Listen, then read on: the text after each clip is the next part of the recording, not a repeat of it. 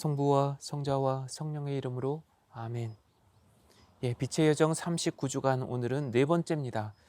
예수님 이제 승천하시는데 우리가 상상하거나 이 관상하기에 좀 어려운 주제일 수도 있습니다. 예수님의 그런 승천.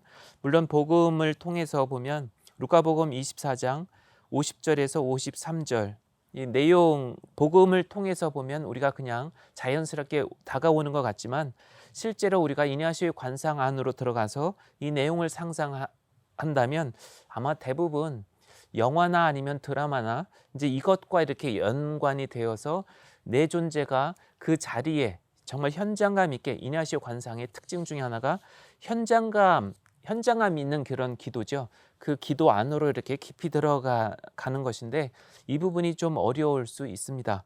그렇지만 일단 복음을 토대로 해서 예수님의 그런 승천이 우리에게 주는 모든 그러한 그리스도인들에게 남겨주신 그런 사명이 과연 무엇인가, 또 각자의 삶 속에서 그리고 또 이 예수님의 그런 승천하신 그 모습 그대로 나중에 다시 다시 오실 것이라고 하는 아드벤투스, 우리가 라틴 말로 우리가 대림절 이렇게 표현을 하죠.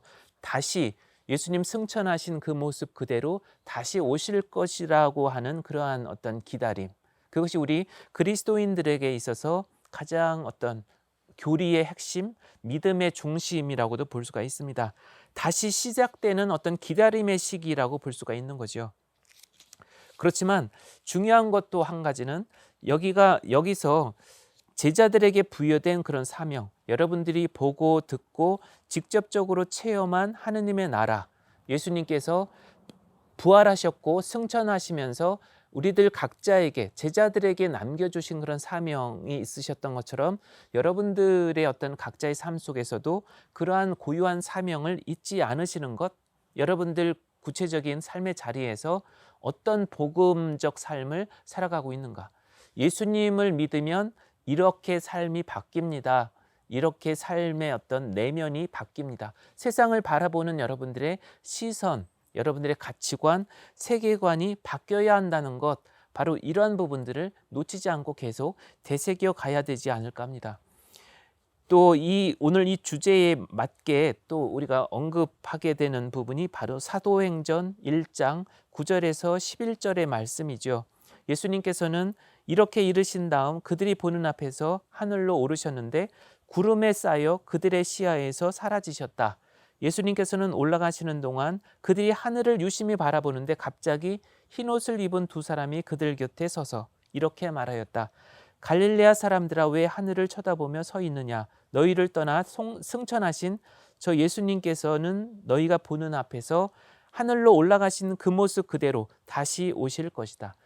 그 사도행전, 사도 바오로나 아니면 루카복음 저자나 그리고 사도들이 전하고 있는 이런 내용들 그대로 사명과 그들 초대교회 때 그들이 한결같이 기다렸던 그런 예수님의 그런 재림, 다시 오실 것이라고 하는 이러한 모습이 복음을 전하는 데 있어서 하나의 그런 골격을 이루었었다라고 하는 것을 잊어서는 안 될 것 같습니다.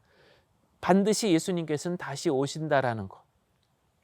물론 그것이 벌써 2000년의 시간이 흘렀던 거죠.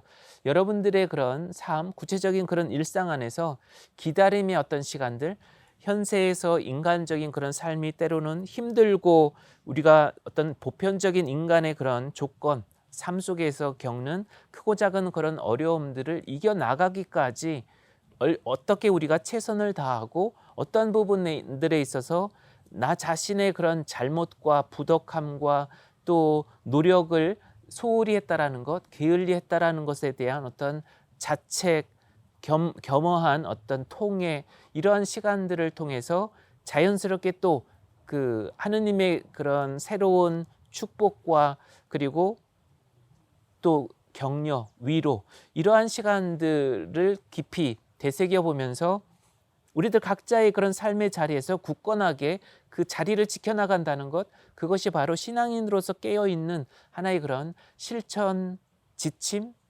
또 우리 모두에게 보편적으로 주어진 하나의 사명이라고 볼 수가 있습니다. 여러분들 개개인이 그렇게 건강한 신앙인으로서 또 허락된, 여러분들 각자에게 허락된 그러한 카리스마, 은사에 따라서 그렇게 살아가는 가운데 여러분들의 공동체는 회복될 것이라는 거죠.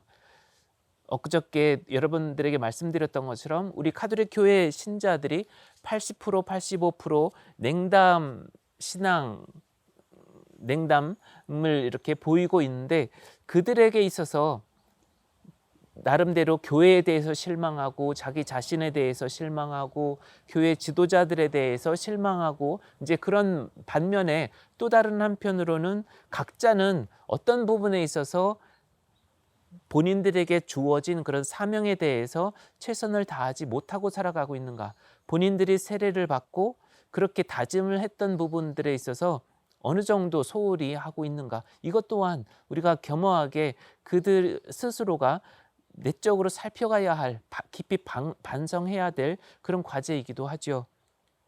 그래서 복음을 전한다고 하는 것은 구체적으로 예수님의 이름으로 세례를 주는 것만이 아니라 신앙인으로서 어떻게 깨어서 살아가고 있는가, 근본적으로 내 자신은 어떠한 신앙인으로 머물러 있는가, 이 부분이 우선적으로 아주 솔직하게 내적으로 던져져야 되는, 질문해야 되는 하나의 큰 과제라고 볼 수가 있습니다. 고린도전서 12장 27절, 우리 그리스도인들은 모두 그리스도를 통해서 한 몸이고 또 각자 교회 안에서 다양한 그런 지체들로서 바로 그리스도를 전하고 있다라는 것, 이것이 바로 우리들에게 있어서 부여된 가장 큰 사명이 아닐 수가 없습니다. 그래서 여러분들 각자에게 맡겨진 그런 은사, 이것을 잊지 않는 그런 일상이 되셨으면 좋겠습니다. 오늘은 여기서 마치도록 하겠습니다.